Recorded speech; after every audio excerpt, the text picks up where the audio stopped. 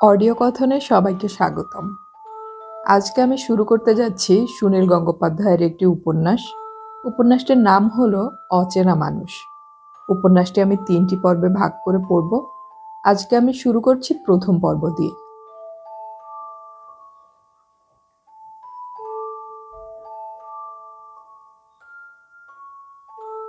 Colonel Sen বললেন, জায়গার নাম আমি বলবো না, ধরে নাও বিহার আর পশ্চিম বাংলার সীমান্তের কাছাকাছি কোনো অঞ্চল। সময়টা শীতকাল, নভেম্বর মাস। খুব জাঁকিয়ে শীত তখনও পড়েনি। গাড়িতে আমি একা ছিলাম। রঞ্জন বলল, কেন, জায়গাটার নাম বলতে আপনার আপত্তি কি?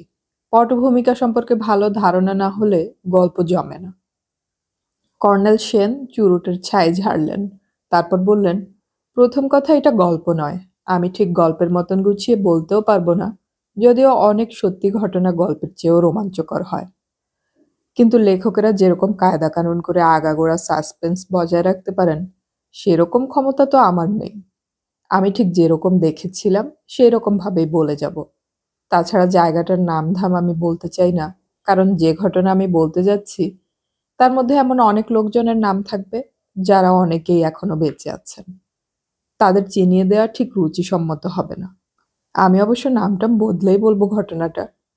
ঘটেছিল বছর 15 আগে। যেখানে এটা হয়েছিল সেখানে কাহিনীটা এখনো প্রচলিত। ওখানকার একটি বিশিষ্ট পরিবার এর সঙ্গে জড়িত। এক হিসেবে আমি সেই পরিবারের বিপর্যয়ের জন্য দায়ী। যাকে গোড়া থেকেই শুরু করা যাক। আমি রামগড় থেকে ঘুরতে ঘুরতে পুরুলিয়ার দিকে আসছিলাম। ধরে নাও চাস রোডেই কোথাও সেই বাংলোটা। আশেপাশে কোনো শহর নেই। বাংলোটা বলতে গেলে জনশূন্য মাঠের মধ্যে। তখনও ওসব জায়গায় ইলেকট্রিক যায়নি। এখনো গেছে কিনা আমি ঠিক জানি না। ডাকবাংলোটা নতুন তৈরি হয়েছে, বেশ ছিমছাম চেহারা। আমি সেখানেই সে রাতের জন্য বসতি নেব বলে ঠিক করলুম। আমি বললাম, কর্নেল সেন, আপনি তো চমৎকার বাংলা বলেন। কর্নেল সেন অবাক হয়ে দেখলেন। চমৎকার বাংলা বলি? এরকম কথা তো কেউ আমাকে আগে বলেনি। চমৎকারের কি দেখলে? না, আপনার কথার মধ্যে বেশি ইংরেজি শব্দ থাকে না, বেশ ঝরঝরে সহজবোধ্য ভাষা। বাহ, বাঙালির ছেলে হয়ে এটুকু বাংলা বলতে পারবো না কেন? আপনি এতদিন আর্মিতে ছিলেন। আর্মির লোকেরা খুব সাহেব হয়, ইংরেজি ছাড়া আর কিছু বলতেই চায় না। তাছাড়া আপনি অনেকদিন বাংলাদেশের বাইরেও ছিলেন। কর্নেল সেন হাসলেন। হাসতে হাসতে বললেন, আর্মির লোকেরা খুব সাহেব হয়? তা অবশ্য অনেকটা ঠিক। নানান জায়গার লোক থাকে, তাই ইংরেজিটাই হয় সকলের সাধারণ ভাষা। কিন্তু ইংরেজিতে কথা বললে যে সাহেবদের মতন চালচলন দেখাতে হবে, তার কোনো মানে আমি বুঝতে পারি না। আর যারা মাতৃভাষা ভুলে যায় তাদেরকে আমি ঘৃণা করি। যাই বলুন, আর্মির লোকজনের মধ্যে আপনি একজন ব্যতিক্রম। বারবার আর্মির লোক বলছো, তাতে মনে হতে পারে আমি বোধহয় বন্দুক মেশিন গান নিয়ে যুদ্ধ করেছি। তা নয়, আমি একজন ডাক্তার। কিছুদিন আর্মিতে চাকরি করেছি। আপনি ডাক্তার? তা কিন্তু জানতাম না। রঞ্জন যখন বলেছিল ওর মামা আসছেন, কর্নেল সেন, তখন আমি ভেবেছিলাম তিনি নিশ্চয়ই ঝানু সোলজার। না, আমি যুদ্ধ করিনি। আর্মিতে ডাক্তার ইঞ্জিনিয়ার সবারই র্যাঙ্ক থাকে। আমি অবশ্য পুরোপুরি কর্নেল নই, লেফটেন্যান্ট কর্নেল। অতখানি উচ্চারণ করার অসুবিধে বলে অনেকে শুধু কর্নেল বলে। যাই হোক, আর্মির লোক বলে সবাইকে কিন্তু এক শ্রেণীতে ফেলবে না। আমি একজন সত্যিকারের আর্মি কর্নেল দেখেছিলাম। তিনি অগাধ পণ্ডিত, ট্রাইবালদের কত চর্চা করেছেন, যদিও বাইরে সে বিদ্যা জাহির করেন না। সেনাবাহিনীর অফিসার র্যাঙ্কে সাধারণত ভালো ভালো ছাত্ররাই যায়। রঞ্জন আমাকে ধমকে দিয়ে বলল, তুই বড্ড রকমের মাঝখানে বাধা দিস। মামাবাবু, আপনি গল্পটা বলুন তো। রঞ্জনের মামা কর্নেল সেন থাকেন লাডাকে। ওখানে একটি সরকারি হাসপাতাল পরিচালনা করেন। পশ্চিম বাংলার সঙ্গে ওর যোগাযোগ খুবই কম। কয়েকদিনের জন্য কলকাতায় এসেছেন। বছর 50 বয়স, সুপুরুষ, সুঠাম স্বাস্থ্য। কথাবার্তা অত্যন্ত ভদ্র। বিয়ে থা করেননি। গরিব দুঃখীদের চিকিৎসার কাজে আত্মনিয়োগ করেছেন। কিন্তু ওর কথাবার্তায় সেসব কিছুই প্রকাশ পায় না। নিজের সম্পর্কে উনি খুবই কম কথা বলেন। ব্যবহারের মধ্যে বেশ মার্জিত ব্যক্তিত্ব ফুটে ওঠে, কিন্তু তার মধ্যে কোনো কঠোরতা নেই। রঞ্জন ওর মামা বাবুর সঙ্গে আলাপ করিয়ে দেবার জন্য আমাকে আজ রাত্রে খাবার নেমন্তন্ন করেছিল। আর একজন বন্ধু এবং তার স্ত্রীকেও বলেছিল, কিন্তু তারা আসতে পারেনি। কয়েকদিন ধরে আবহাওয়া বেশ খারাপ যাচ্ছে। আজ সারা দিনে বৃষ্টি হয়ে গেছে কয়েকবার। রাত ৯টা থেকে বৃষ্টি নামলো অসম্ভব তোড়ে। রঞ্জনের বাড়ির সামনে এক কোমর জল জমে গেল। আমার বাড়ির সামনেও নিশ্চয়ই এতক্ষণে এক বুক জল। রঞ্জন বলল, তাহলে সুনীল, তোকে আজ আর বাড়ি ফিরতে হবে না, ফোন করে দে, এখানেই থেকে যাবি। রঞ্জনের মামা বাবুর সঙ্গে গল্পে এত জমে গিয়েছিলাম যে আমার বাড়ি না ফেরায় বিশেষ আপত্তি হলো না। খাওয়া দাওয়ার পর বাইরের ঘরে জমিয়ে বসলাম। মামা বাবু চুরুট ধরিয়েছেন এবং গোড়াতেই আমাদের সিগারেট খাবার অনুমতি দিয়ে রেখেছেন। মামা বাবু ঘুরেছেন অনেক দেশ। আর্মিতে ঢোকার আগে উনি ইউরোপ আমেরিকা ঘুরে এসেছেন। তারপর সেনাবাহিনীতে যোগ দিয়ে চষে বেরিয়েছেন সারা ভারতবর্ষ। আমরা অনুরোধ করলাম, মামা বাবু, আপনার তো অনেক অভিজ্ঞতা, তার থেকে দারুণ একটা গল্প বলুন আমাদের। শুনতে শুনতে যদি গা ছমছম করে তাহলে বৃষ্টির দিনে বেশ জমবে। মামা বাবু বললেন, আমি আর কি বলবো, আমি তো গল্প বলতে জানি না, তোমরাই বরং বলো পশ্চিমবাংলার খবর টবর কি? আমরা তো অত দূর থেকে সব খবর পাইও না। রঞ্জন বলল, পশ্চিম বাংলার খবর একঘেয়ে হয়ে গেছে, ও নিয়ে আর কথা বলতে ইচ্ছে করে না। আপনি একটা গল্প বলুন। কিন্তু আমি যে গল্প টল্প বলতে জানি না। আমি বললাম, গল্প মানে কি? বানিয়ে বলতে হবে না। আপনি আপনার একটা অভিজ্ঞতার কথা বলুন না। আপনি জীবনে এত কিছু দেখেছেন। মামা বাবু খানিকটা ভেবে বললেন, আমি অনেক জায়গায় ঘুরেছি বটে, কিন্তু সবচেয়ে রোমাঞ্চকর অভিজ্ঞতা হয়েছে খুব কাছাকাছি জায়গায়। বিহার আর পশ্চিম বাংলার সীমান্তেই একটা জায়গায়। জায়গাটার নাম বলবো না। আমি রঞ্জনকে বললাম, তোর বউকে ডাকবি না? মাধবীকে ডাক। রঞ্জন বলল, ও থাক, ও তো একটু বাদেই ঘুমিয়ে পড়বে, বেশি রাত জাগতেই পারে না। ডাক না, ঘুম পেলে উঠে যাবে না হয়। মাধবী দরজার পাশ থেকে বলল, আমি এক্ষুনি আসছি, চাকরের খাবারটা দিয়েই আসছি। মামা বাবু, আমি না এলে আরম্ভ করবেন না কিন্তু। মাধবী এসে বসার পর মামাবাবু স্মিতভাবে একটুক্ষণ তাকিয়ে রইলেন তার দিকে। তারপর বললেন, মাধবী থাকলে আমার গল্পটা বলতে একটু অসুবিধে হবে অবশ্য। তাহলে এটা বরং থাক, আমি অন্য আরেকটা ঘটনার কথা বলা যায় কিনা ভেবে দেখি। এর মধ্যে কিছুটা মেয়ে ঘটিত ব্যাপার আছে। মাধবী আদুরি গলায় বলল, মা বাবু, আমি বাচ্চা মেয়ে নই। ওদের সামনে যা বলতে পারেন আমার সামনে তা পারেন না? ছেলেদের সামনে যা বলা যায় মেয়েদের সামনেও কি তার? মামা বাবু, আপনি জানেন না, আজকাল ছেলেরা মেয়েদের সামনে আর কিছু ঢাকাঢুকি রাখে না, সব বলে দেয়। এমনকি স্বামীরা অন্য মেয়েদের সঙ্গে প্রেম করলেও সে কথা বউদের কাছে লুকোয় না। মাধবী রঞ্জনের দিকে তাকিয়ে ভ্রুভঙ্গি করল। কর্নেল সেন হাসতে হাসতে বললেন, তাই নাকি? বাহ, এ তো বেশ ভালোই ব্যাপার। এতটা বদলে গেছে? কিন্তু তবু আমার একটু বাঁধো বাঁধো ঠেকবে। আমি তো একটু পুরনো কালের লোক। আচ্ছা, দেখা যাক। রঞ্জন বাধা দিয়ে বলে উঠল, তা বলে মামাবাবু গল্পটা কিন্তু সেন্সর করে বলবেন না। একেই তো সিনেমার সেন্সরের জ্বালায় আমরা অস্থির। বয়সে অনেক বড় হলেও কর্নেল সেন এসব কথা বেশ সহজভাবে নিতে পারেন। রঞ্জনের কথা শুনে আন্তরিকভাবে হেসে উঠলেন। এবার গল্প শুরু হলো। কর্নেল সেন চুরুটে অল্প ধোঁয়া ছেড়ে বলতে লাগলেন। চোখের দৃষ্টি দেখলে বোঝা যায় তিনি অতীতে ফিরে গেছেন। উনি বসেছেন একটা ইজি চেয়ারে জানালার পাশে। রঞ্জন আর আমি একটা সোফায়, আর একটা সোফায় মাধবী পা গুটিয়ে বসেছে আরাম করে। কর্নেল সেন বললেন, তখন আমার বয়স হবে ৩৩ কি ৩৪। আমি তখন রামগড়ে পোস্টেড। আমার এক কাকা থাকতেন পুরুলিয়ায়, তার সঙ্গে দেখা করবার জন্য আসছিলাম। গাড়ি নিয়ে একা বেরিয়ে পড়েছি।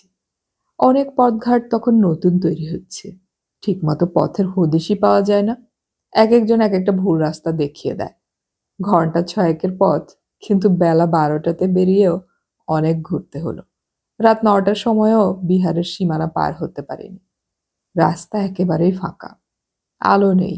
একটু ভয় ভয় করতে লাগলো। আজকাল নিশ্চয়ই ওসব রাস্তায় সারা রাত গাড়ি চলে। রঞ্জন বলল, না মামা বাবু, ট্রাক ড্রাইভাররা ছাড়া রাত্রে কেউ গাড়ি চালাতে সাহস করে না ওইসব রাস্তায়। বিশেষত বর্ডারের কাছে প্রায়ই ডাকাতি হয়। কর্নেল সেন বললেন, আমার কাছে অবশ্য ডাকাতি করার মতন তেমন কিছু ছিল না, তবু গাড়িটা কেড়ে নিয়ে যদি রাস্তায় একা ছেড়ে দেয়, সেও এক ঝামেলা। হঠাৎ একটা ডাক বাংলো চোখে পড়ল। তখন ভাবলাম ডাক বাংলোতে রাতটা কাটিয়ে ভোরে বেরোলেই হবে। বিডব্লিউডির ইন্সপেকশন বাংলো। এইসব বাংলোতে আগে থেকে রিজার্ভ করার দরকার হয় না, খালি থাকলে ঢুকে পড়া যায়। আর বাংলোটা এমন ফাঁকা মাঠের মধ্যে যে সেখানে নিশ্চয়ই সচরাচর কেউ রাত্রিবাস করে না।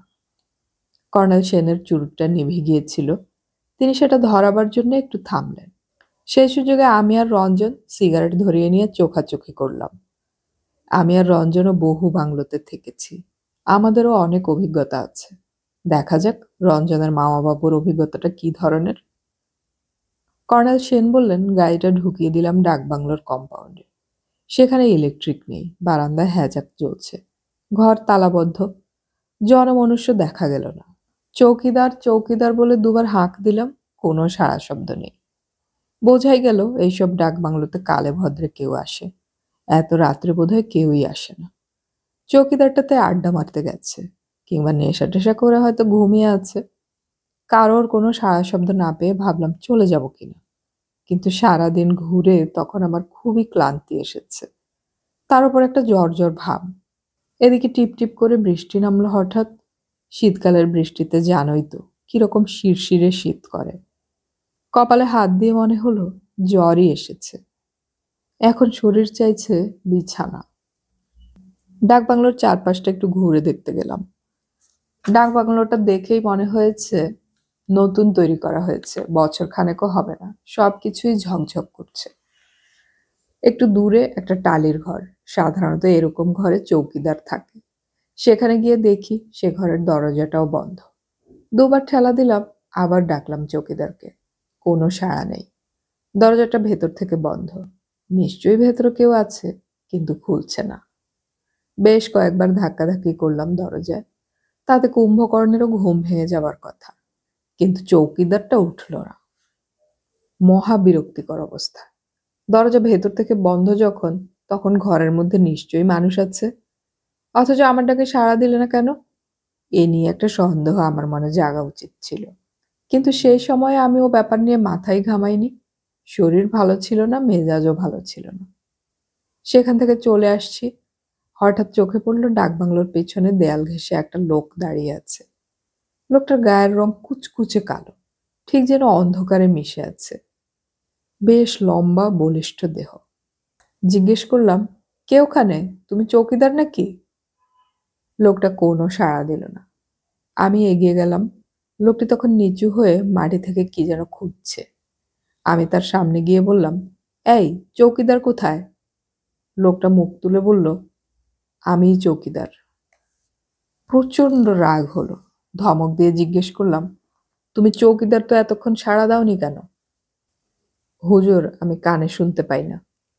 কানে শুনতে না পাওয়া একজন মানুষের দোষ না, কিন্তু কানে কালা লোকদের চৌকিদারের চাকরি দেওয়ারও কোনো মানে হয় না। কিন্তু তা নিয়ে তখন রাগারাগি করে লাভ নেই। কানে শুনতে পাও না, কিন্তু আমাকে তো দেখতে পেয়েছিলে, নাকি চোখেও দেখতে পাও না? আমি এখানে একটা জিনিস খুঁজছিলাম, তাই আপনাকে দেখতে পাইনি। এত রাতে কি খুঁজছো এখানে? আমার কটা পয়সা পড়ে গেছে, একটা সিকি কিচ্ছুতেই পাচ্ছি না। ঠিক আছে, কামরা খুলে দাও, আমি আজ রাতে এখানেই থাকবো। কামরা তো রিজার্ভ আছে। রিজার্ভ? কার নামে রিজার্ভ আছে? আছে, এক সাহেবের নামে। লোকটার ভাবভঙ্গি আমার ভালো লাগছিল না, বিশ্বাস হলো না ওর কথা। বললাম, কোথায় রিজার্ভেশন স্লিপ কোথায়? সেটা তো বাইরে ঝোলাবার কথা। লোকটা বলল, এখানে ঘর খালি নেই, 7 মাইল দূরে আরেকটা ডাক বাংলো আছে, আপনি সেখানে যান না, জায়গা পেয়ে যাবেন। আমি বললাম, কেন? সেখানে যাব কেন? এখানে তো দুটো ঘরই খালি দেখছি, বাইরে থেকে তালা ঝুলছে। ওই দুটো কামরায় এক সাহেবের নামে রিজার্ভ আছে। সাহেব হঠাৎ এসে পড়লে আমার নকরি চলে যাবে। স্পষ্ট বুঝতে পারা যায় লোকটা মিথ্যে কথা বলছে। যে কোনো কারণেই হোক আমাকে থাকতে দিতে চায় না।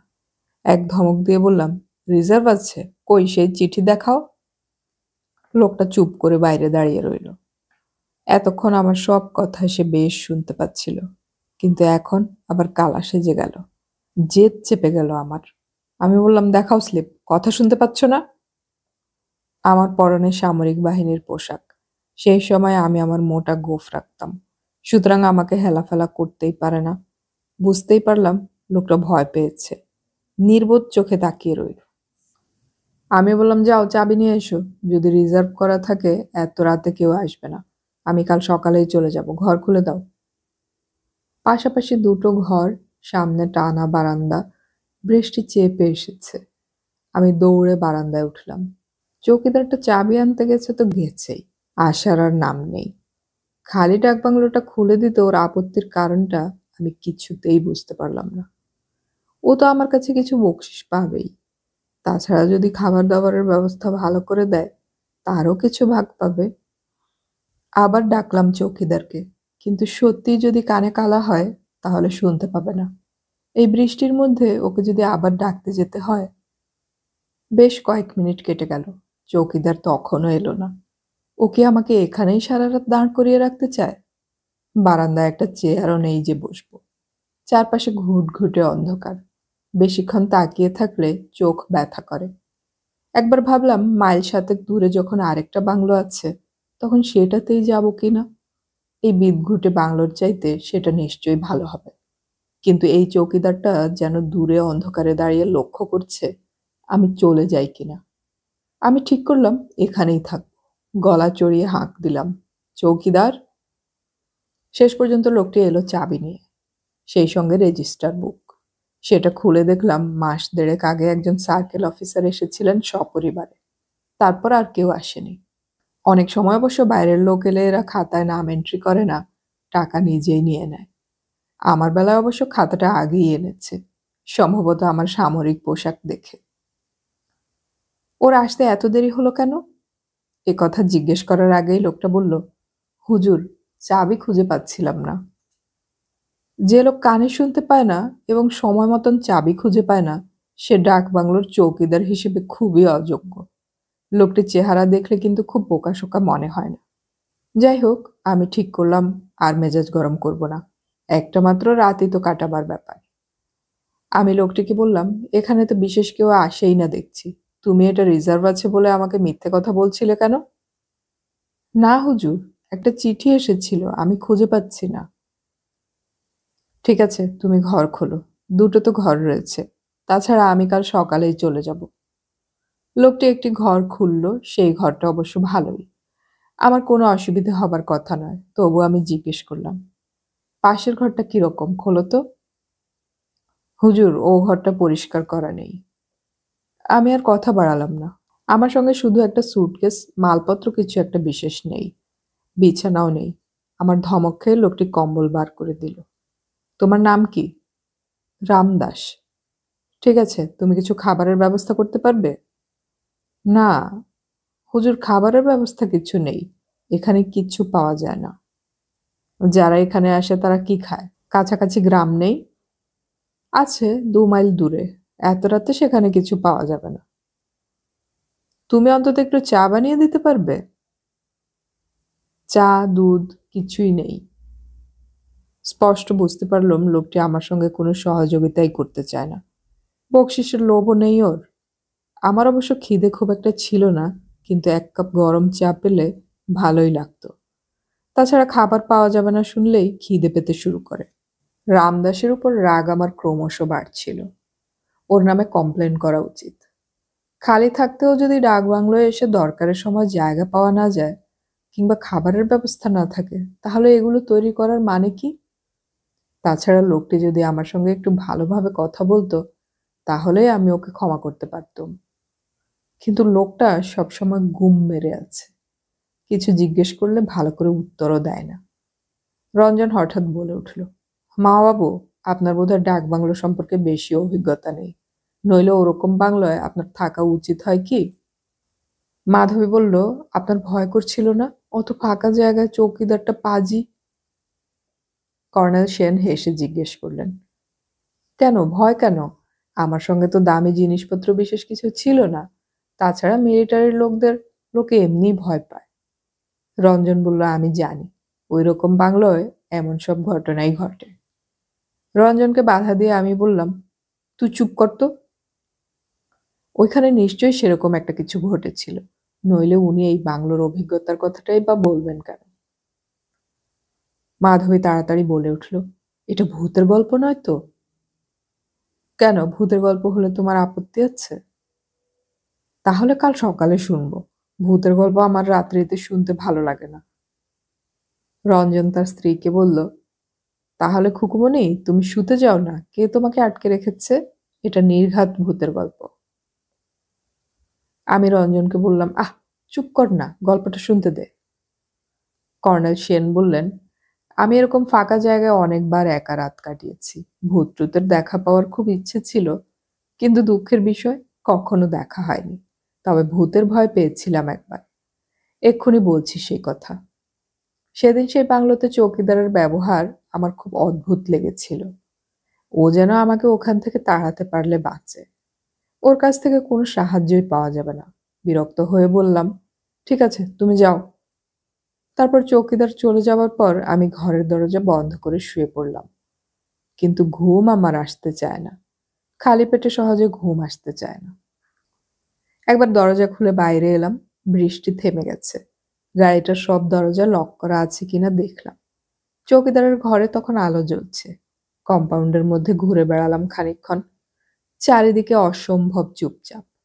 বড় রাস্তা দিয়ে একটাও গাড়ি যাচ্ছে না। বাংলোর কম্পাউন্ডের ওপাশে একটা উঁচু বাঁধের মতো। উপরে উঠে দেখলাম পাশেই একটা খাল। তার উল্টো দিকে ৮-১০টা খড় ও টিনের বাড়ি। চৌকিদারটা মিথ্যেবাদী।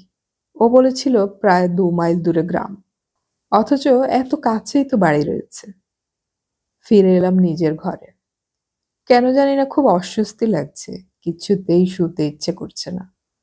আর মনে হচ্ছিল ঘরের মধ্যে একটা যেন ক্ষীণ গন্ধ পাচ্ছি। ঘরে ঢোকার পর থেকেই গন্ধটা নাকে আসছিল। আগে ঠিক খেয়াল করিনি। ডেটলের গন্ধের মতন। অবশ্য আমি ডাক্তার মানুষ, ডেটলের গন্ধ শোকা অভ্যাস বলেই বোধহয় কল্পনা করেছিলাম সেটা। নইলে অত রাত্রে বাংলোর মধ্যে ডেটলের গন্ধ আসবে কোত্থেকে? আমার ঘরের ৩টে দরজা। একটা দরজা বারান্দার দিকে, উল্টো দিকে আর একটা বাথরুমের। বাকি দরজাটা খুলে দেখতে হলো। সেটা খুলতেই আমি চলে এলাম পাশের ঘরে। দরজার ছিটকিনি লাগানো ছিল না। পাশের ঘরে এসে চৌকিদারের ওপর আমি আরো রেগে গেলাম। ও বলেছিল এই ঘরটা অপরিষ্কার হয়ে আছে, কিন্তু ঠিক তার উল্টো। সেই ঘরটি বেশি পরিষ্কার পরিচ্ছন্ন। মনে হয় সেদিন বিকেলেই সাফ করা হয়েছে। এই ঘরের ডেটলের গন্ধ আরো বেশি। এদিক ওদিক তাকিয়েও এই গন্ধের কোনো কারণ বুঝতে পারলাম না। ২টো খাট পাশাপাশি জোড়া দিয়ে তার উপর নিখুঁতভাবে বিছানা পাতা, ধবধবে চাদর। চৌকিদারটার মিথ্যে কথা বলার মানে কি? এ ঘরে কি অন্য কেউ থাকে? চৌকিদারের সঙ্গে বন্দোবস্ত করে অনেক সময় বাইরের লোক ডাকবাংলোয় পাকাপাকি আস্তানা গাড়ে। হোটেলের চেয়ে অনেক সস্তা হয়, কিন্তু এখানে এই ফাঁকা মাঠের মধ্যে কে থাকতে আসবে? তাছাড়া ঘরটায় এমন কোনো জিনিসপত্র নেই যা থেকে বোঝা যাবে সেখানে কেউ নিয়মিত থাকে। আমার গো চাপলো যে এই ঘরটাতেই থাকবো। আমার ঘরে সিঙ্গল খাট, এই ঘরে ডাবল খাট। হাত পা ছড়িয়ে শোয়া যাবে। পাশের ঘর থেকে আমার সুটকেস ও জামা কাপড় নিয়ে এলাম। এই ঘরের দরজাটায় বাইরে থেকে তালা বন্ধ, তবু আমি ছিটকিনি দিয়ে দিলাম ভেতর থেকে। অন্য সব দরজা টরজাও আটকালাম। হ্যাজাকটা সম্পূর্ণ না নিভিয়ে খুব কমিয়ে রেখে দিলাম টেবিলের ওপর। সুটকেস থেকে আমার রিভলভারটা বার করে রেখে দিলাম বালিশের নিচে। রঞ্জন জিজ্ঞেস করলো, আপনার সঙ্গে বুঝি সবসময় রিভলভার থাকে? কর্নেল সেন বললেন, তখন থাকতো। বিহার শরীফে একবার গুন্ডার পাল্লায় পড়ে গিয়েছিলাম। তারপর থেকে গান পারমিট করিয়ে নিলাম। মাধবী জিজ্ঞেস করল, কি হয়েছিল বিহার শরীফে? কর্নেল সেন বললেন, সে গল্প শোনোনি? সেবার তো রঞ্জনের কাকা অর্থাৎ তোমার শ্বশুর শৈলেনও আমার সঙ্গে ছিল। বিহার শরীফের কাছে গুন্ডাদের পাল্লায় পড়েছিলাম। প্রাণেই মেরে ফেলতো। শৈলেনের কাঁধে তো ছুরিও মেরেছিল। আমি বললাম, সেটা অন্য গল্প, সেটা এখন থাক। এখন আগেই ডাক বাংলোর গল্পটাই শোনা যাক। কর্নেল সেন বললেন, ঠিক বলেছ, সেই ভালো। এক গল্পের মধ্যে অন্য গল্প এসে যাচ্ছিল। ডাক বাংলোর ঘটনাটাই বেশি চমকপ্রদ। সেই রাত্রে বেশ কিছুক্ষণ জেগে থাকার পর ঘুমিয়ে পড়েছিলাম, কিন্তু ঘুমটা গাঢ় হয়নি। নতুন জায়গায় গেলে মানুষের সাধারণত পাতলা ঘুমই হয়। এটা হচ্ছে এক ধরনের সহজাত ডিফেন্স ইনস্টিংক্ট। যাই হোক, ঘুমের মধ্যে অস্পষ্টভাবে একবার মনে হলো কাছাকাছি একটা গাড়ির আওয়াজ। একবার মনে হলো দূরের রাস্তা দিয়েই যাচ্ছে গাড়িটা। আবার মনে হলো বাংলোর কম্পাউন্ডেই ঢুকেছে। তাহলে কি যাদের আসবার কথা ছিল তারা এসে গেছে? কিন্তু এত রাতে? একটুক্ষণ কান পেতে অপেক্ষা করার পর আর কোনো আওয়াজ পেলাম না। লোকের পায়ের আওয়াজ কিংবা বারান্দায় উঠে চৌকিদারকে ডাকাডাকি তো শুনতে পাবো, তার কিছুই না। তখন বুঝতে পারলাম আমারই মনের ভুল। রাস্তা দিয়ে কোনো গাড়ি চলে গেছে, আমি ভেবেছি বাংলোতে এসেছে। রাত্রিবেলা, বিশেষত নির্জন জায়গায়, দূরের আওয়াজও কাছের মনে হয়। এইসব ভাবতে ভাবতে ঘুমিয়ে পড়েছি। কতক্ষণ ঘুমিয়েছিলাম জানি না, কিন্তু সেটাও ঠিক শান্ত নিরুদ্বিগ্ন ঘুম নয়। কিছু একটা অস্বস্তি থেকেই গিয়েছিল। কোথায় যেন খুটখাট শব্দ শুনছি। কে যেন কোনো একটা ভারী জিনিস ধরে টানছে। কেউ ফিসফাস করে কথা বলছে। একবার চোখ মেলে তাকিয়ে ভালো করে খেয়াল করার চেষ্টা করলাম। কোথাও কিচ্ছু নেই। সবই আমার মনের ভুল। ভুতুড়ে ডাকবাংলো নিয়ে অনেক গল্প টল্প পড়েছি তো, মনের মধ্যে সেগুলোই বোধহয় কাজ করছিল। বাংলার থেকে ইংরেজিতে এসব গল্প বেশি আছে। ভুতুড়ে ডাকবাংলো সাধারণত খুব পুরনো হয়, কিন্তু এই বাংলোটা প্রায় নতুন। নতুন বাড়ি ভূতদের সহ্য হয় না। আবার চোখ বুজে ঘুমিয়ে পড়ার চেষ্টা করলাম। ঘুমিয়ে পড়েছিলামও। এবার ঘুম ভাঙল স্পষ্ট একটা অনুভূতিতে। মুখের ওপর সুরসুরির মতন ভাব। কেউ যেন আমার মুখের ওপর চামর বুলিয়ে দিচ্ছে। চোখ মেলে তাকালাম। ঘাড় ঘুরিয়ে দেখলাম আশেপাশে।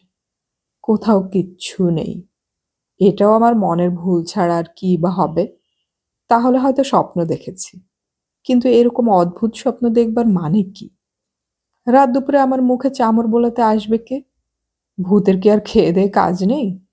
তাছাড়া খুব ছেলেবেলায় মুশকিল আসানের হাতে চামর দেখতাম। তারপর তো আর দেখিনি। আমার মনটা শান্ত করে আবার ঘুমোবার উদ্যোগ করলাম। কিন্তু চোখ বুজবার পরে মনে হলো না, মনের ভুল হতেই পারে না। আমার মন তো এতখানি কল্পনাপ্রবণ নয়।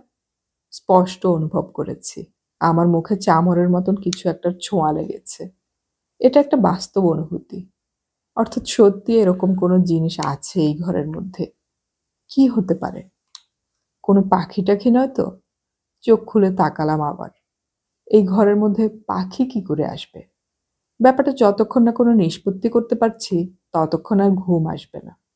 তারপর ভাবলাম যদি পাখি বা বাদুড় টাদুড় কিছু হয় তাহলে একটুক্ষণ অপেক্ষা করলেই আবার তাদের উপস্থিতি টের পাওয়া যাবে। চোখ খোলা রেখে স্থির হয়ে শুয়ে রইলাম। ঘরের মধ্যে বা বাইরে কোনো শব্দ নেই। অদ্ভুত নিস্তব্ধ রাত। হঠাৎ মনে হলো আমি খুব ক্ষীণ একটা নিঃশ্বাসের শব্দ শুনতে পাচ্ছি। আমার নিজের নয়, অন্য কারোর। একবার, দুবার, তিনবার। ধড়মড় করে উঠে বসলাম। হ্যাজাকের মৃদু আলোয় ঘরটা আবছায়া। ঘাড় ঘোরাতেই দেখতে পেলাম আমার শিয়রের কাছে দেয়াল ঘেঁষে একটি মেয়ে দাঁড়িয়ে আছে। মেয়েটার মাথার চুল খোলা। আমি তৎক্ষণাৎ বুঝতে পারলাম সেই চুলের ঝাপটাই লেগেছিল আমার মুখে। মাধবী বিবর্ণ মুখে বলল, ভূত। রঞ্জন তার কাঁধে হাত রেখে বলল, চুপ। কর্নেল সেন বললেন, আমারও তাই মনে হয়েছিল, এবং স্বীকার করতে লজ্জা নেই, আমি হঠাৎ ভয় পেয়ে গিয়েছিলাম। নইলে আমার তখন যুবক বয়স, মাঝরাত্রে ঘরের মধ্যে একটি যুবতী মেয়েকে দেখে অন্য কিছুও তো মনে হতে পারত। আমরা যতই শিক্ষিত হই আর কুসংস্কার মুক্ত হবার বড়াই করি, এক এক সময় আমাদেরও যুক্তিবোধ নষ্ট হয়ে যায়। মেয়েটির বয়স 25-26, ভদ্র ঘরের মেয়ে, মোটামুটি সুন্দরীই বলা যায়। একটা কালো রঙের শাড়ি পরে আছে। চুলগুলো সব খোলা। চোখে মুখে রীতিমতন ভয়ের চিহ্ন। মেয়েটি হাত জোড় করে আছে ক্ষমা চাওয়ার ভঙ্গিতে। পাগল হতে পারে কিংবা বিপদে পড়ে কেউ আশ্রয় চাইতে পারে। কিন্তু আমি ভয় পেয়েছিলাম কেন জানো? মেয়েটি ঘরের মধ্যে ঢুকলো কি করে? আমি তো সমস্ত দরজা বন্ধ করে দিয়েছি শোবার আগে। রক্ত মাংসের কোনো মানুষের পক্ষে তো দেয়াল কিংবা দরজা ভেদ করে ঢোকা সম্ভব নয়। দরজাটা খোলা। স্পষ্ট দেখছি একটি মেয়ে দাঁড়িয়ে রয়েছে ঘরের মধ্যে। এটা কি করে সম্ভব? তবে কি অলৌকিক বা অশরীরী কিছু? আমার গলা শুকিয়ে গেল। হাত পা কিছুতেই নাড়তে পারলাম না। এক দৃষ্টে তাকিয়ে রইলাম মেয়েটির দিকে। মেয়েটিও তাকিয়ে আছে সোজাসুজি আমার চোখে। মনে হয় তার চোখ দুটো যেন জ্বলজ্বল করছে। খানিকক্ষণ তাকিয়ে থাকার পর একটা ব্যাপারে নিশ্চিন্ত হলাম।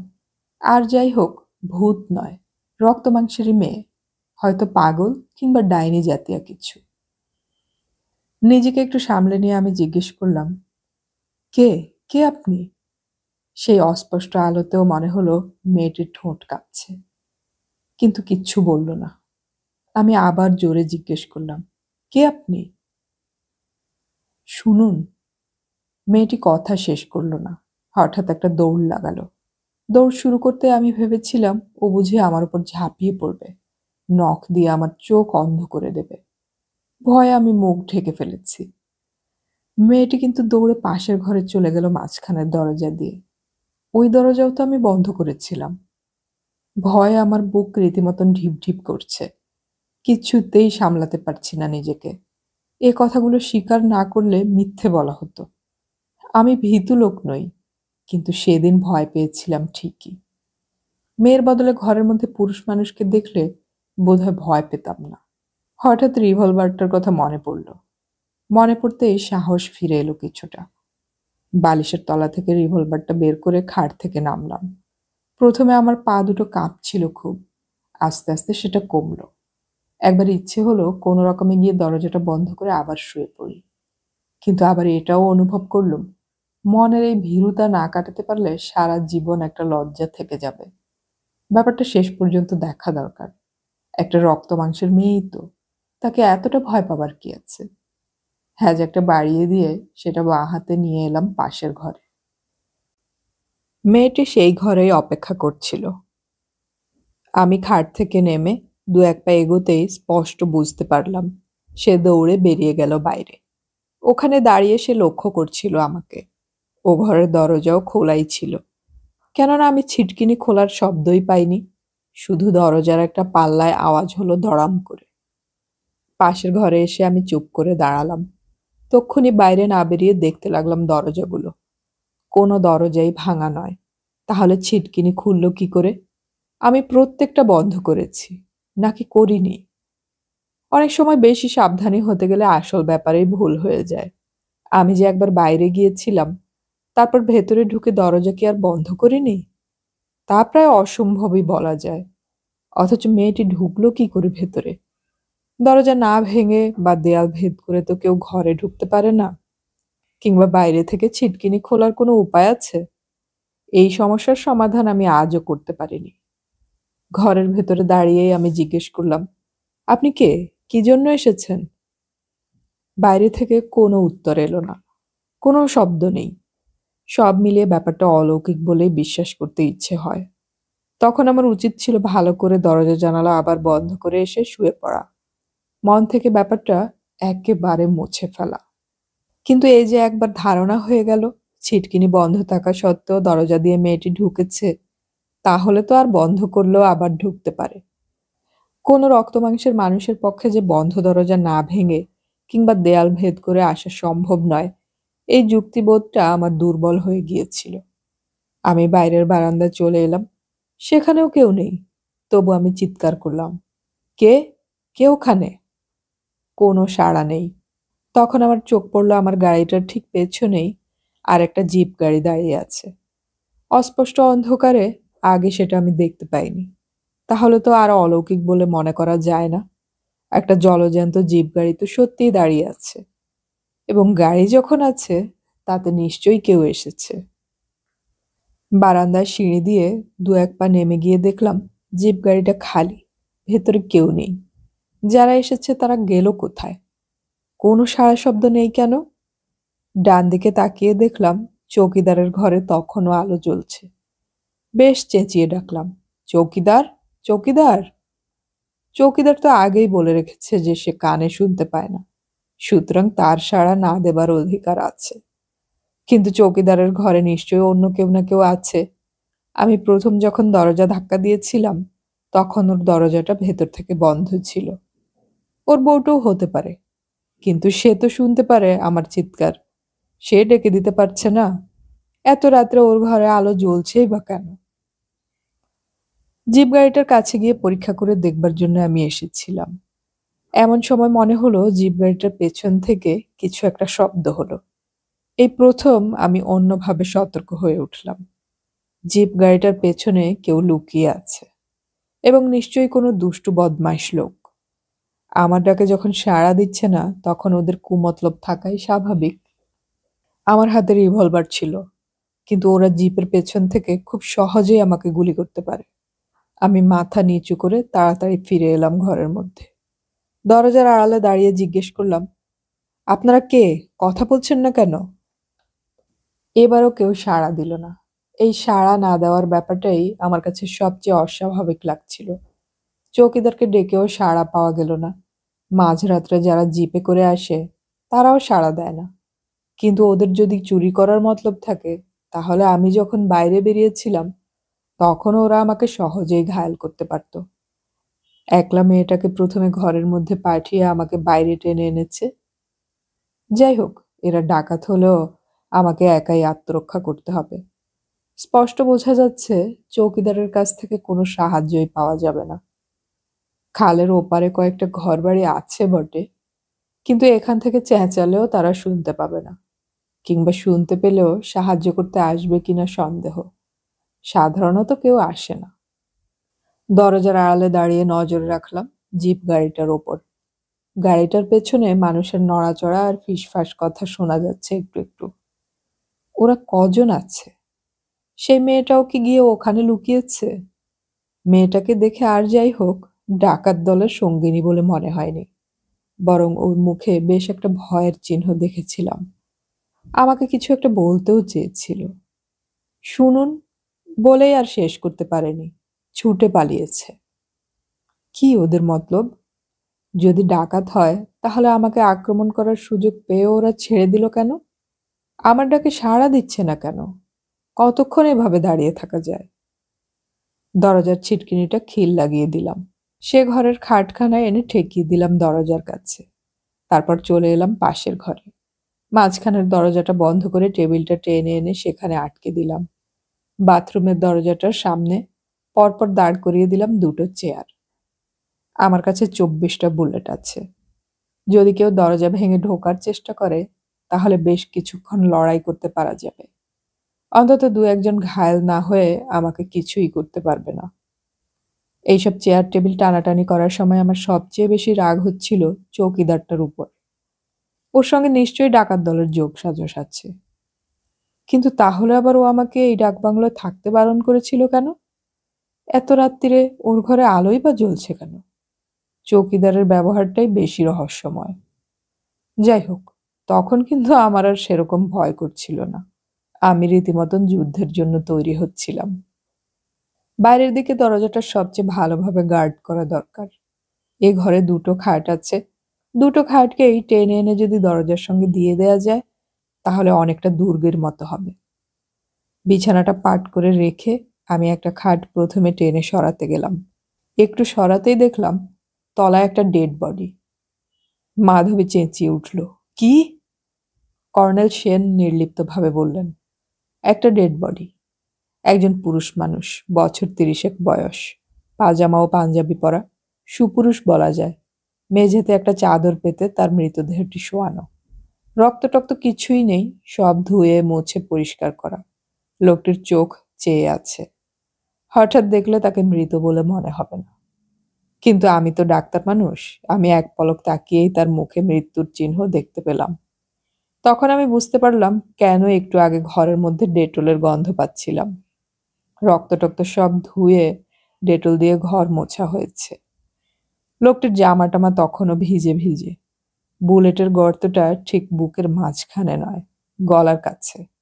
যে তাকে মেরেছে সে রিভলভার চালানোয় খুব অভিজ্ঞ নয়, কিংবা হয়তো ধস্তাধস্তি হয়েছিল। খাটটা সরিয়েই সেই মৃতদেহটা দেখতে পেয়ে আমি দু একটা মুহূর্তের জন্য স্তম্ভিত হয়ে গেলাম। রঞ্জন বলল, ব্যাস, এখন এই পর্যন্তই। আমি রঞ্জনের মুখের দিকে তাকালাম। মাধবী জিজ্ঞেস করলো, তার মানে? রঞ্জন বলল, তোমার তো ঘুম পেয়ে গেছে, গল্পটা আজ এই পর্যন্তই থাক, কাল আবার শুনবে। মাধবী সোজা হয়ে বসে চোখ বড় বড় করে বলল, আমার ঘুম পেয়েছে? তোমাকে বলেছে এখন কেউ ঘুমোতে পারে? রঞ্জন হাসতে হাসতে বলল, এইরকম দারুণ সাসপেন্সের জায়গায় গল্প থামিয়ে দিলে কি চমৎকার হবে বলো তো। শুয়ে শুয়ে সারা রাত তারপর কি হলো ভাববে। আসল গল্পের চেয়েও নিজের মনে মনে অনেক গল্প তৈরি হবে, সেটাই ভালো না? মাধবী ধমকে উঠল, তুমি চুপ করো তো, বড্ড বাজে বকো। এই পর্যন্ত শুনে বাকিটা কেউ না শুনে পারে? সে মেয়েটা কোথায় গেল? রঞ্জন আমার দিকে ফিরে বলল, তুই কি বলিস সুনীল? আজ এই পর্যন্ত থাক, না হলে সারা রাত কেটে যাবে। মামা বাবুকেও তো বিশ্রাম দেওয়া উচিত। কর্নেল সেন চুপ করে বসে আছেন। আমি বললাম, তার চেয়ে এক কাজ করলে হয়, মাধবী বরং একটু কফি বানাক, এখন একটু গরম হলেই জমবে। না হয় সারা রাত জাগা হবে আজ। কর্নেল সেন, আপনার আপত্তি আছে? কর্নেল সেন বললেন, কিছু মাত্র না, কফির আইডিয়াটা খুব ভালো, এখন একটু গরম কফি পেলে মন্দ হতো না। রঞ্জন স্ত্রীর দিকে তাকিয়ে বলল, তাই হোক তবে। মাধবী, উঠে পড়ো। মাধবী আমার দিকে তাকিয়ে ভ্রুভঙ্গি করে বলল, খালি আমাকে খাটানো, এত রাত্রে রান্নাঘরে ঢুকতে আমার ভয় করছে। বৃষ্টি থামেনি, সমানে পড়ছে। রাস্তাঘাট সব থই থই। মনে হচ্ছে আজ রাতেই কলকাতা প্লাবনে ডুবে যাবে। কাল সকালেও বাড়ি থেকে বেরোনো যাবে কিনা সন্দেহ। আজকের রাতটা গল্প জমাবার পক্ষে চমৎকার। কফির কাপ হাতে নিয়ে আমরা কিছুক্ষণ জানালা দিয়ে বাইরে বৃষ্টির দৃশ্য দেখলাম। কফি শেষ হবার পর কর্নেল সেন চুরুট ধরালেন। আমি আর রঞ্জনও সিগারেট জ্বেলে নিলাম। মাধবীর আর তর সইছিল না, ব্যগ্রভাবে বলল, এবার বলুন তারপর কি হলো? কর্নেল সেন বললেন, ওই অবস্থায় ওইরকম পরিবেশে খাটের তলায় হঠাৎ একটা ডেড বডি দেখতে পেলে অন্যদের পক্ষে খুব ভয় পাবার কথা। আমিও দু একটা মুহূর্তের জন্য স্তম্ভিত হয়ে গিয়েছিলাম বটে, কিন্তু ওটা দেখার পর আমার বরং ভয়টা একেবারেই কেটে গেল।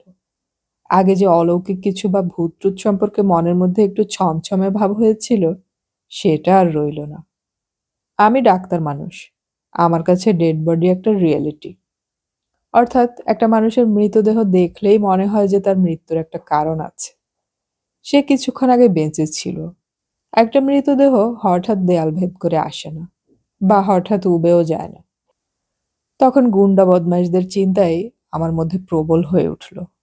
মৃতদেহটার দিকে আর মনোযোগ না দিয়ে আমি খাটটা টেনে এনে দরজার সঙ্গে লাগিয়ে দিলাম। রিভলভারটা হাতে তৈরি রেখে দেখতে লাগলাম আর কোনো দিক থেকে কেউ ঢুকতে পারবে কিনা। একটা জানালা আছে, কিন্তু সেই জানালাটা ভেঙে ফেলা অসম্ভব নয়। আর জানালাটা একটু উঁচুতে বলে সেটার সামনে অন্য কিছু রাখারও উপায় নেই। আমি জানালার পাশে গিয়েই দাঁড়ালাম। জানালা ভেঙে যদি ঢোকার চেষ্টা করে, তাহলে প্রথমেই আমি গুলি করব। ওদের লোক সংখ্যা যদি খুব বেশি না হয়, তাহলে সারা রাত আমি লড়ে যেতে পারবো। বেশ কিছুক্ষণ আর কোনো সাড়া শব্দ নেই। মাঝরাত্রে এক জায়গায় একটুক্ষণ দাঁড়িয়ে থাকলেই ক্লান্ত লাগে, কিন্তু আমাকে ক্লান্ত হলে চলবে না। সারা রাতই এইরকম দাঁড়িয়ে থাকতে হবে। বেশ বুঝতে পারলাম এই নির্জন বাংলোয় একটা হত্যাকাণ্ড হয়ে গেছে, খুব সম্ভবত কাল রাতে। দিনের বেলা ওরা ডেড বডিটা সরাবার সুযোগ পায়নি, এখন সেটা সরাতে এসেছে। অর্থাৎ একটি বিশ্রী খুনের ঘটনা, এর মধ্যে একটি মেয়েরও ভূমিকা আছে। যারা এক রাত্রে কাউকে খুন করে পরের রাত্রে ডেড বডি সরাতে আসে, তারা সাংঘাতিক লোক। মাঝখান থেকে হঠাৎ আমি এসে এর মধ্যে জড়িয়ে পড়েছি। জড়িয়ে তো পড়েছি, এখন এর মধ্যে থেকে বেরোবো কি করে, সেটাই হচ্ছে সমস্যা। ওদিক থেকে আর কোনো শব্দ টব্দ না পেয়ে আমি মৃতদেহটা পরীক্ষা করে দেখতে লাগলাম। ডাক্তার মানুষ তো, এটা আমাদের অভ্যাস হয়ে গেছে। চোখের সামনে এরকম একটা ডেড বডি পড়ে থাকলে পরীক্ষা না করে দেখা পর্যন্ত আর শান্ত হতে পারি না। সব দেখে শুনে মোটামুটি নিশ্চিন্ত হলাম। মাধবী জিজ্ঞেস করলো, মামা বাবু সত্যি কথা বলুন তো, তখন আপনার ভয় করছিল না? ঘরের মধ্যে একটা মরা। কর্নেল সেন বললেন, না, মরা দেখে ভয় পেলে আমাদের চলে না, তবে ঘরের বাইরে জ্যান্ত লোকগুলো সম্পর্কেই ভয় পাচ্ছিলাম। সেই মেয়েটার কি হলো? তার আর কোনো পাত্তা পেলেন না? কর্নেল সেন বললেন, হ্যাঁ পেলাম। একটু বাদে জানালায় একটা শব্দ হতেই আমি চট করে উঠে এসে দেয়াল ঘেঁষে দাঁড়ালাম। মনে হলো কেউ যেন জানালার খড়খড়ি খোলার চেষ্টা করছে। আমি গম্ভীরভাবে বললাম, আমার কাছে রিভলভার আছে, জানালা খোলার চেষ্টা করলেই আমি গুলি করব। তখন সেই মেয়েটির গলা শুনতে পেলাম। সে বলল, শুনুন। এখন আর তাকে আমি পেতনি টেতনি ভাবতে পারছি না, সুতরাং ভয় না পেয়ে বললাম, বলুন। দরজাটা একটু খুলবেন? না। আপনারা কে? ঘরের মধ্যে যে দেহটা আছে আমি সেটা নিয়ে যেতে এসেছি। আপনার সঙ্গে আর কে আছে? কেউ নেই, আমি একা। আপনি একা তো এই ডেড বডি নিয়ে যেতে পারবেন না। আপনি একটু সাহায্য করবেন, সঙ্গে আমার জিপ আছে।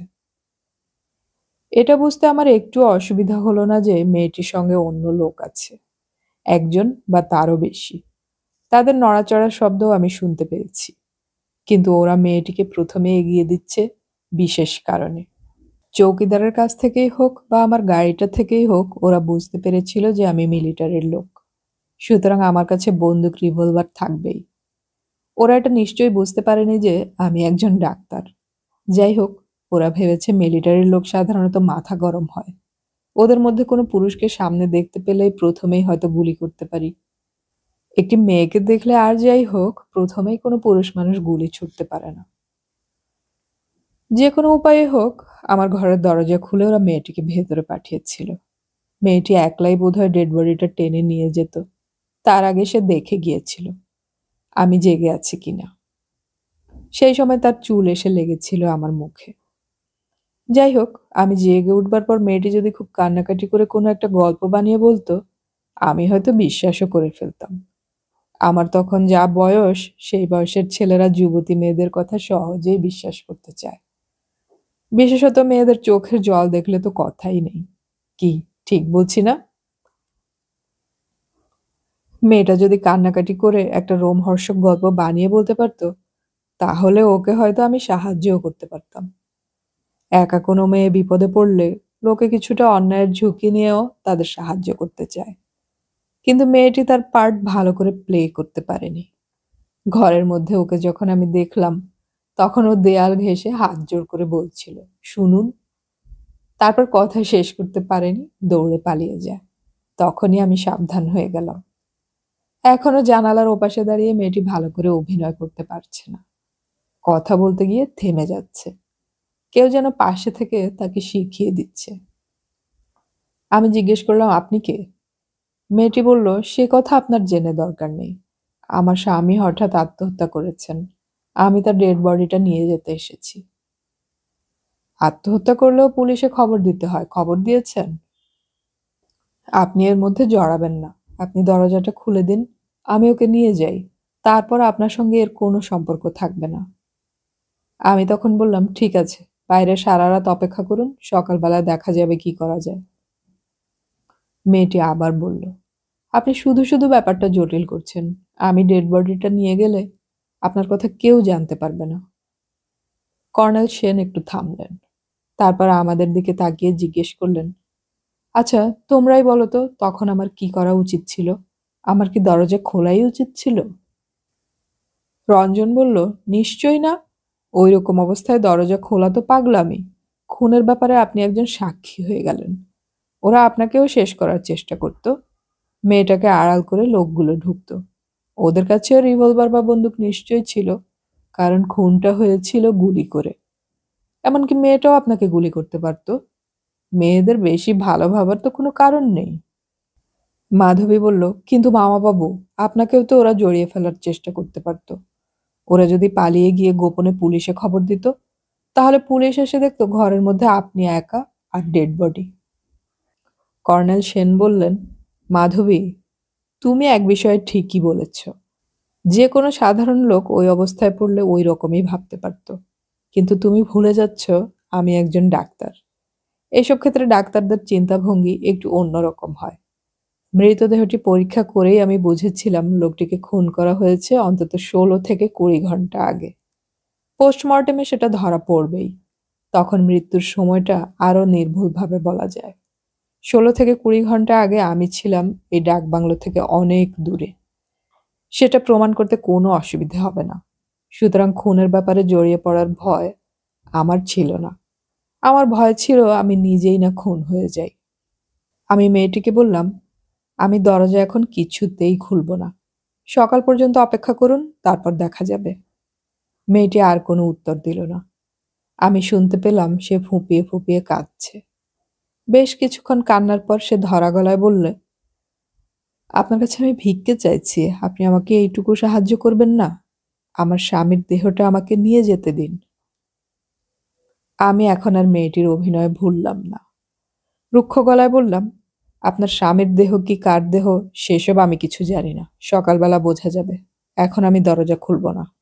এতক্ষণ বাদে একজন পুরুষের গলা শুনতে পাওয়া গেল। আমাকে ভয় দেখিয়ে বলল, আপনি যদি না খোলেন আমরা দরজা ভেঙে ঢুকব। তখন আমার ভয় পাবার কোনো মানেই হয় না। আমিও ভয় দেখিয়ে ধমক দিলাম, প্রথম যে ঢুকবে তার নির্ঘাত মরণ আছে আমার হাতে, সে চেষ্টা না করাই ভালো। পুরুষটি আবার বলল, আপনি কেন এর মধ্যে মাথা গলাচ্ছেন? দরজা খুলে দিন, আমাদের জিনিস আমরা নিয়ে চলে যাই। আপনি চুপচাপ ঘুমাবেন, আপনার কেউ কোনো ক্ষতি করবে না। আমি বললাম, কাল সকালের আগে কিচ্ছু হবে না। সকালের আগে আমি দরজা খুলব না। পুরুষটি যদিও বাংলায় কথা বলছিল, কিন্তু টান শুনলেই বোঝা যায় সে বাঙালি নয়। মেয়েটি কিন্তু খাঁটি বাঙালি। মৃতদেহটা যার সেও বাঙালি। ব্যাপারটা আমার কাছে ক্রমশ জটিল হয়ে উঠছিল।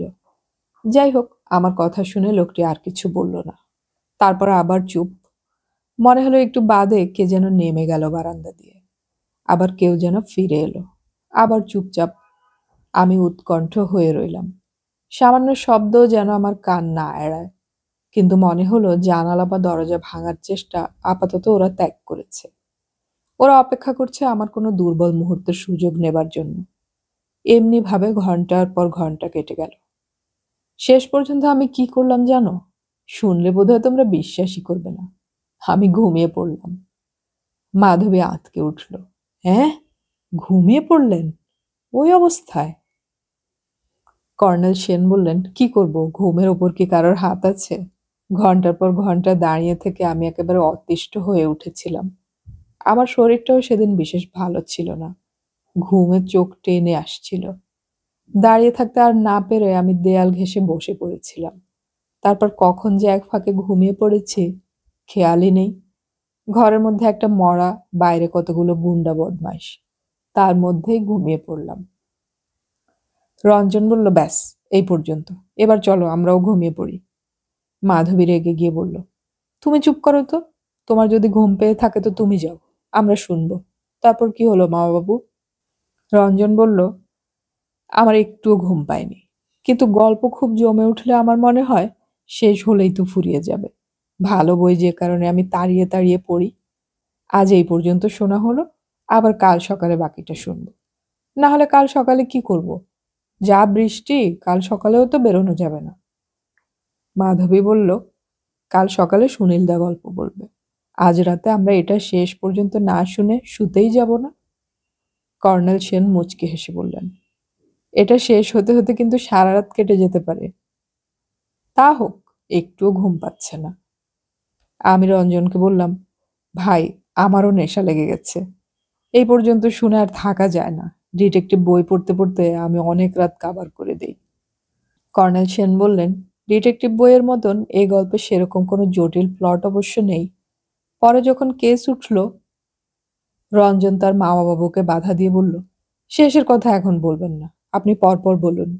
ঘুমিয়ে পড়লেন, তারপর কি হলো? কর্নেল সেন হেসে মাধবীর দিকে তাকিয়ে বললেন, তারপর আর কি, আসলে গল্পটা বেশি বড় নয় মোটেই, এক্ষুনি শেষ হয়ে যাবে। বসে বসে সেই যে ঘুমিয়ে পড়লাম, তারপর আর কিছু মনেই নেই। এর মধ্যে জানালা ভেঙে ঢুকে আমাকে মেরে ফেলতে পারত, কিংবা জানালা ভাঙার শব্দে আমি হয়তো জেগে উঠতাম। সেসব কিছুই হয়নি। ঘুম ভাঙতেই ধড়মড় করে উঠে বসলাম। দেখলাম যে রীতিমতন সকাল হয়ে গেছে। গল্পটা এখানেই শেষ। এবার ঘুমোতে যেতে পারো। মাধবী সবিস্ময়ে বলল, গল্প শেষ মানে? মরাটা কি হলো, নেই? কর্নেল সেন বললেন, মরাটা ভূত হয়ে পালায়নি, সেটা তখনও সেখানেই পড়ে আছে। কিন্তু তারপর তো পুলিশ টুলিশের ব্যাপার। আমি ডাকবাংলোর অভিজ্ঞতার কথা বলবো বলেছিলাম, সে গল্প এখানেই শেষ। ডাকবাংলোর এরকম রোমাঞ্চকর রাত কাটানোর অভিজ্ঞতা তোমাদের কখনো হয়েছে? ডাকাতদের সঙ্গে শেষ পর্যন্ত গুলি ছোড়াছুড়ি করতে অবশ্য হয়নি, কিন্তু গোটা রাত অজানা অচেনা এক লোকের মৃতদেহের সঙ্গে এক ঘরে কাটিয়েছিলাম। ঘরের বাইরে কয়েকজন রহস্যময় নারী পুরুষ, তারপর আবার ঘুম। এরকম রোমাঞ্চকর অভিজ্ঞতা কি সচরাচর মানুষের হয়? এইটুকুই গল্প। এরপর থানা পুলিশ, আইনের ব্যাপার, তার মধ্যে নতুনত্ব কিছু নেই। মাধবী বলল, না বাবু, ওসব চলবে না। তারপর কি হলো বলুন। রঞ্জন বলল, তারপর আর কি, গল্প তো শেষ হয়ে গেছে। এই গল্পের নাম এক রাত্রির অভিজ্ঞতা। তুমি বাচ্চা মেয়ের মতন তারপর তারপর জিজ্ঞেস করছো কেন?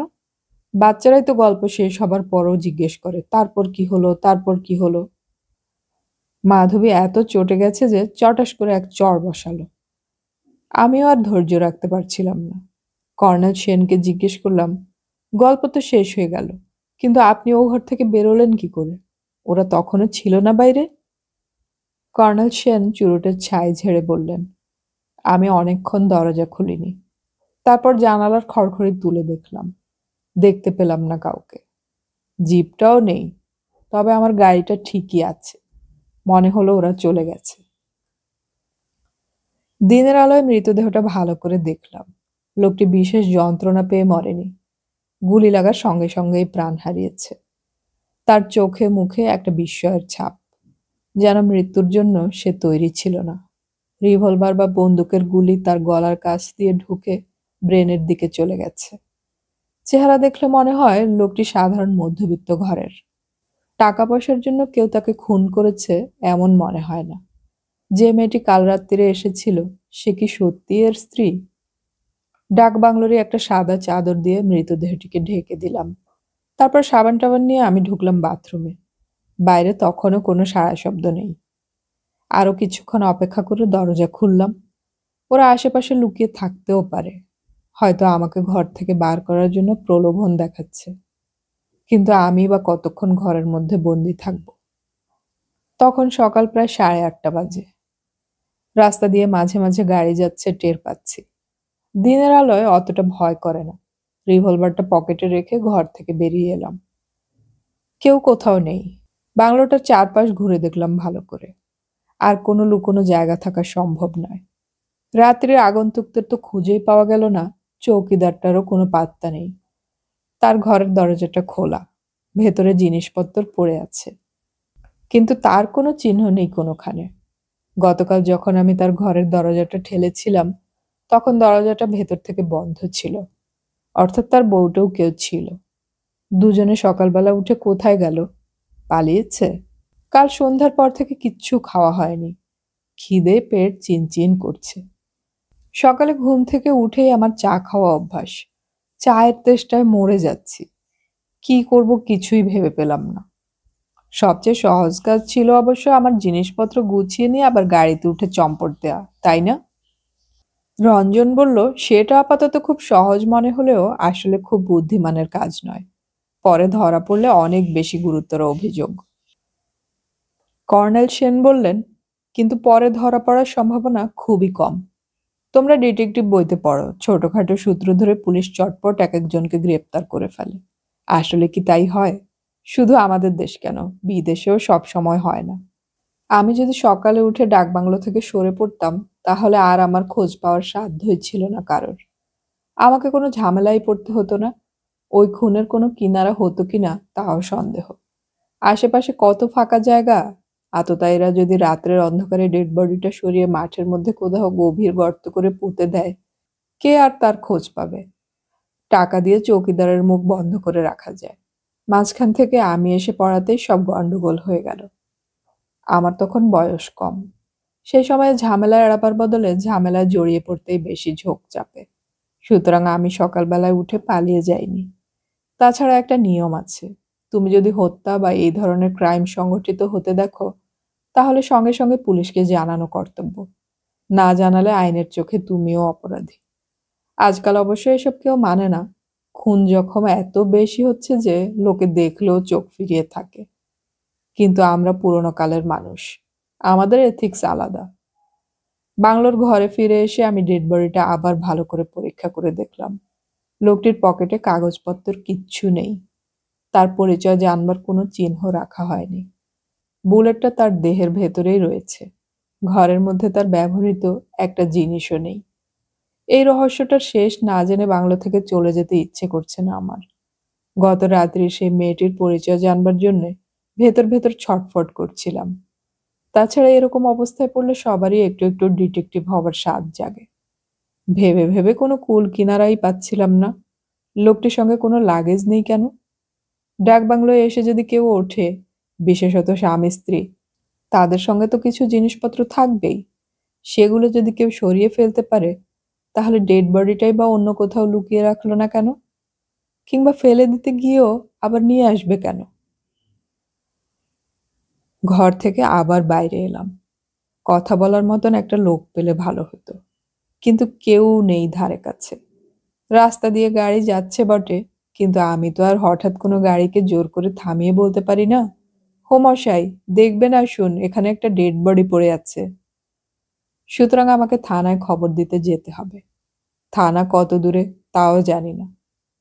ডাকবাংলোর ঘরের তালা চাবি ঘরের মধ্যেই ছিল। সেগুলোর বদলে আমি আমার নিজের সুটকেসের তালাটা ঘরের দরজায় লাগিয়ে দিলাম। অন্য সব দরজাগুলো ভেতর থেকে বন্ধ। গাড়িতে উঠে ডাকবাংলোর কম্পাউন্ডটা ছাড়াতেই খালের ওপারে সে ঘর বাড়িগুলোর কিছু লোকজনের চিহ্ন দেখা গেল। সেখানে গিয়ে থানার খবরটা জিজ্ঞেস করবো কিনা ভাবছি, এমন সময় রাস্তার ওপরে একজন বুড়ো মতন লোককে দেখা গেল। গাড়িতে বসে লোকটিকে ডাকলাম। গ্রাম্য চাষি শ্রেণীর মানুষ, মুখে চোখে খুব একটা বুদ্ধির ছাপ নেই। তাকে জিজ্ঞেস করলাম, থানা কোথায় বলতে পারো? সে হাত তুলে একটা দিক দেখিয়ে দিল। কত দূরে? 2 ক্রোশ 3 ক্রোশ হবে।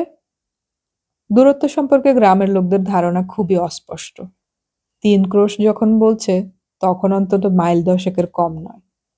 আমি তাকে বললাম, চলো আমার সঙ্গে একটু থানায় চলো। বলেই বুঝতে পারলাম খুব ভুল করেছি। লোকটি ভয়ার্ত সন্দেহ মাখা চোখে আমার দিকে হাঁ করে তাকিয়ে আছে। গ্রামের লোক সাধারণত থানার নাম শুনলেই ভয় পায়। তারপর তাকে বিনা দোষে থানায় যেতে বলা। লোকটি আর কোনো কথা না বলে হন হন করে চলে যাচ্ছিল। আমি তাকে ডেকে বললাম, এই শোনো, তোমাকে থানায় যেতে হবে না, একটা কথা শুনে যাও।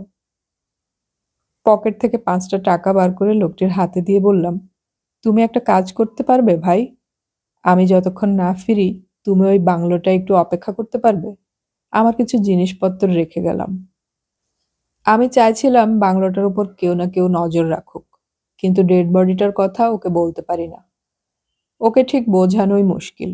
লোকটি বিনা বাক্য ব্যয়ে টাকাটা হাতে নিয়ে উল্টে পাল্টে দেখল নোটখানা জাল কিনা। আমি তাকে বললাম, এখানে একটু থেকো, কিন্তু আমি আধ ঘন্টার মধ্যেই ফিরে আসছি। লোকটি তারও কোনো উত্তর দিল না। আমি গাড়ি ছাড়ার একটু পরেই পেছনে তাকিয়ে দেখি লোকটা মাঠের ওপর দিয়ে প্রাণপণে দৌড়াচ্ছে। ওর বেশ মওকায় 5টা টাকা লাভ হয়ে গেল। মাধবী খিলখিল করে হেসে উঠল। কর্নেল সেন বললেন, হাসছো? খুব বোকার মতন কাজ করে ফেলেছিলাম, তাই না? কিন্তু আগের রাতে ওইরকম একটা অভিজ্ঞতা হবার পর পরদিন সব ব্যাপারে মাথা ঠিক রাখা শক্ত। থানা অবশ্য খুব বেশি দূরে নয়, মাইল 5 মধ্যেই। আমার গাড়ি সেখানে থামতেই গেটের সেপাই আমাকে দেখে লম্বা একটা স্যালুট দিল। বুঝলাম আমার মিলিটারি পোশাকের মহিমা। ভেতরে ঢুকে দেখলাম একজন সাব ইন্সপেক্টর টেবিলের উপর পা তুলে দিয়ে এক মনে শ্যামা সঙ্গীত গাইছে। আমাকে দেখেই তটস্থ হয়ে উঠল। আমি কিছু বলতে যাবার আগেই বলে উঠল, বসুন স্যার, আমাদের বড়বাবুকে ডাকছি। বড়বাবু এলেন লুঙ্গি পরে, বিশাল বপু। অত সকালে পান চিবোচ্ছেন। মফস্বলের ছোট থানায় এরকমই ঢিলেঢালা ব্যাপার চলে, অন্তত তখনকার দিনে চলতো। বড়বাবু অর্থাৎ ওসি আমাকে আপ্যায়ন করে বসালেন। বিগলিতভাবে বললেন, বসুন স্যার, দাঁড়িয়ে আছেন কেন? চা খাবেন তো? ওরে, চা নিয়ে আয়। সিঙ্গাড়া খাবেন? এই সময় গরম সিঙ্গাড়া ভাজে। আমি বললাম, চা খাবার সময় নেই, আমি একটা খুনের ঘটনা রিপোর্ট করতে এসেছি। বড়বাবু চোখ বড় বড় করে বললেন, খুন? আমার এরিয়ায়? অসম্ভব কথা।